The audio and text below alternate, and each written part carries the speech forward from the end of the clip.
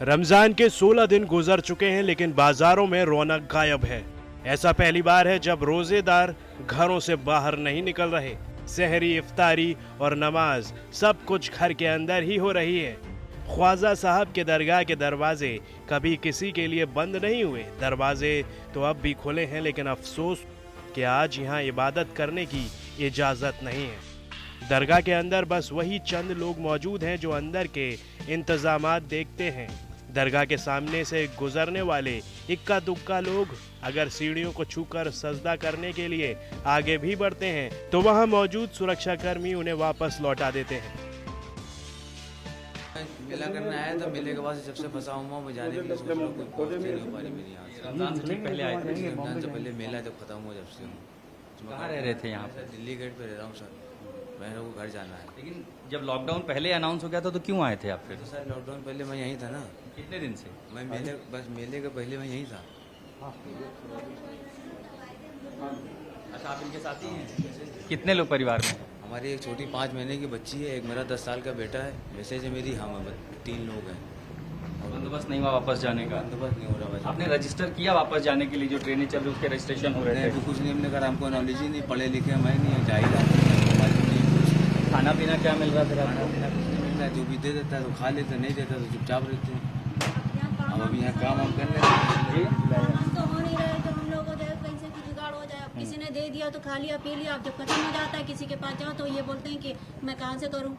सरकार ने जब सबको भेज रहे हैं तो आप भी जाइए, अपील करिए, वो भी आपको पहुँचाएंगे। अब सर बताइए, अब हम लोग यहाँ पे फंसे कैसे जाएं? पुलिस प्रशासन हो या फिर दरगाह कमेटी के लोग आखिर करें भी तो क्या करें। कमबख्त कोरोना ऐसी नामुराद बीमारी है जो किसी संक्रमित के संपर्क में आने से ही फैल जाती है, लिहाजा एहतियात तो बरतनी ही होगी। अमूमन जो रमज़ान होती है वो रौनक के लिए जाना जाता है अजमेर के सारे दरगाहों पर, लेकिन ये रमज़ान ऐसा है कि यहाँ पर पूरी तरह से सन्नाटा है। बिस्मिल्लाहिर्रहमानिर्रहीम। मेरा ताल्लुक आस्तानी से है। आपने रमज़ान शरीफ के हवाले से पूछा है, बल्कि पूरी दुनिया में, पूरी जगह, पूरे ख़ास तौर से मक्की मदीने में भी रौनक से हिसाब से रमज़ान शरीफ एक ऐसा आस्ताना है जहाँ हर मज़हब व मिल्लत के लोग आते हैं। और यहाँ की एक खूबी है कि नॉन मुस्लिम यहाँ रमज़ान के अंदर बड़ा योगदान करते हैं, आने वाले लोगों को भी, करने को भी, रोज़ा खुलवाने के लिए भी।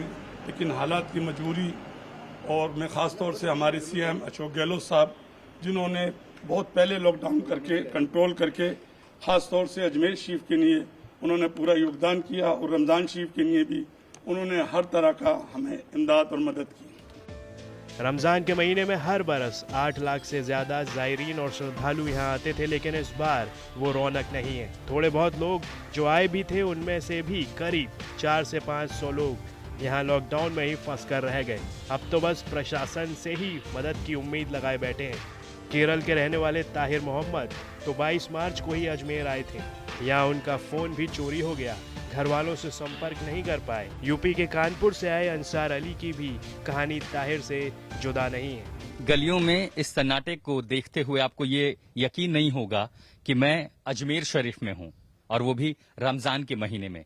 लेकिन लॉकडाउन के बाद जो तस्वीर दिखाई पड़ती है वो कुछ ऐसी ही कि इस पवित्र महीने में जहां 7 से 8 लाख जो तीर्थयात्री हैं, मुस्लिम तीर्थयात्री, वो अजमेर शरीफ में आते थे, ज़ायरीन आते थे, लेकिन इस समय इन गलियों में सन्नाटा है। ये प्रमुख गली है अजमेर शरीफ दरगाह की, और यहाँ चारों तरफ ये जो दुकानें होती थी सड़क के दोनों तरफ, आसपास का जो पूरा इलाका है, भीड़ भाड़ होती थी, गुलाब की खुशबू होती थी, जो केवड़े की खुशबू होती थी, मिठाइयों की खुशबू होती थी। लेकिन आज सिर्फ और सिर्फ यहाँ पर सन्नाटा है। हालांकि दरबार शरीफ जो है दरवाजा इसका खुला है, लेकिन लॉकडाउन के चलते जैसे दूसरे तीर्थ स्थल बंद हैं, यहाँ पर भी तालाबंदी है। अंदर जाने की इजाजत किसी को नहीं है। पुलिस का बाहर पहरा है, और दूसरी तरफ जो एम्बुलेंस हैं, सफाई कर्मचारी हैं, वो आते रहते हैं। सीढ़ियों से लेकर के बाहर अंदर हर जगह साफ सफाई की जाती है, सैनिटाइजेशन ड्राइव चलाई जाती है, लेकिन सन्नाटा बहुत कुछ कहता है। हालांकि लगभग 4000 यहाँ से जो ज़ायरीन थे, जो फंसे हुए थे, क्योंकि हर बार रमजान से ठीक पहले बड़ी तादाद में ज़ायरीन यहाँ आते थे, उनको निकाला गया। लेकिन अब भी लगभग 400 से 500 ज़ायरीन यहाँ पर हैं, जिसमें बिहार के भी हैं, झारखंड के भी नागरिक हैं, केरल से हैं, कर्नाटक से हैं, और उन ज़ायरीनों को निकालने के लिए भी प्रशासन लगातार कोशिश कर रहा है। ये दरवाजा है, बाहर सुरक्षा है, फिलहाल इसके अंदर जाने की इजाजत नहीं है। जिसको भी सजदा करना है वो बाहर ही, हालांकि सीढ़ियों को भी छूने की अनुमति नहीं है, बाहर से सजदा करता है। लेकिन चूंकि कंटेनमेंट एरिया है, कर्फ्यू जैसा है, बाहर आने की अनुमति किसी को नहीं है। इक्का दुक्का लोग जो इन गलियों से गुजरते हैं बस बाहर ही सजदा करते हैं और दुआएं करते हैं। लेकिन दूसरी तरफ ये जो प्रमुख सड़क है जो दरगाह शरीफ के मुख्य द्वार तक आती है, उन सड़कों का सन्नाटा इस रमजान में बहुत कुछ कहता है। शायद लोग अपने घरों में हैं, दुआ कर रहे हैं इस देश पर आई ये आपदा, दुनिया में आई ये आपदा जल्दी से जल्दी खत्म हो जाए। पूरे शहर में अब तक 230 से ज्यादा पॉजिटिव केस मौजूद हैं। 80 लोग इस संक्रमण से बाहर भी आ चुके हैं। फिलहाल खतरा टला नहीं है।